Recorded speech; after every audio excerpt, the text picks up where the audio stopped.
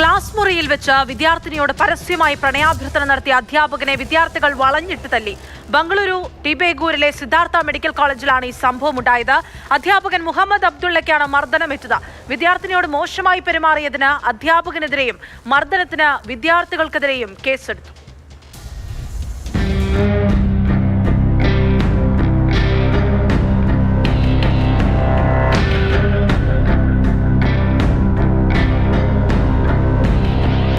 വിദ്യാർത്ഥികളെ മക്കളെ പോലെ കാണേണ്ട അധ്യാപകന്റെ ഭാഗത്തു നിന്നാണ് മോശം നടപടിയുണ്ടായത്.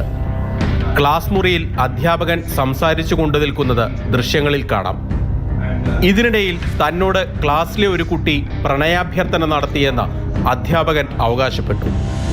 ആ കുട്ടിയോട് തിരിച്ച് താൻ പ്രണയിക്കുന്നുവെന്ന് അറിയിക്കുന്നതായി 19-കാരിയായ വിദ്യാർത്ഥിനിയെ നോക്കി അധ്യാപകൻ മുഹമ്മദ് പറഞ്ഞു.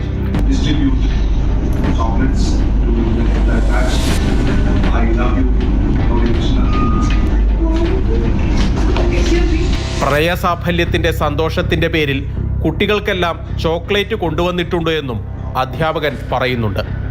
ഈ പെൺകുട്ടി ഉടൻ തന്നെ അധ്യാപകനെതിരെ രംഗത്തു വന്നു. ഇതോടെ അങ്ങോട്ടും ഇങ്ങോട്ടും തർക്കമായി.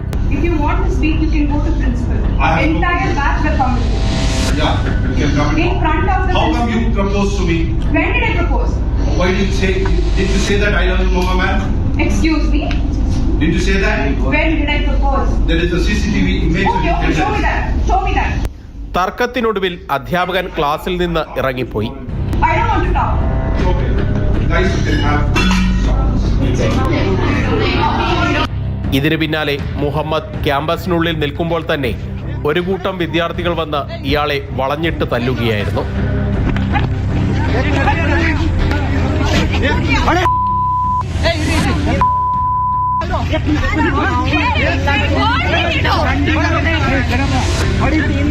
പെൺകുട്ടികൾ ഉൾപ്പെടെയാണ് അധ്യാപകനെ മർദ്ദിച്ചത്. ഇതോടെ സംഗതി കേസായി.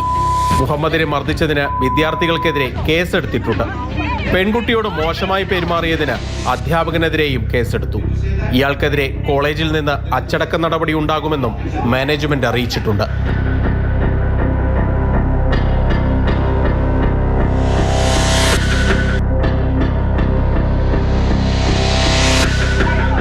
മാതൃഭൂമി ന്യൂസ്, ബംഗളൂരു.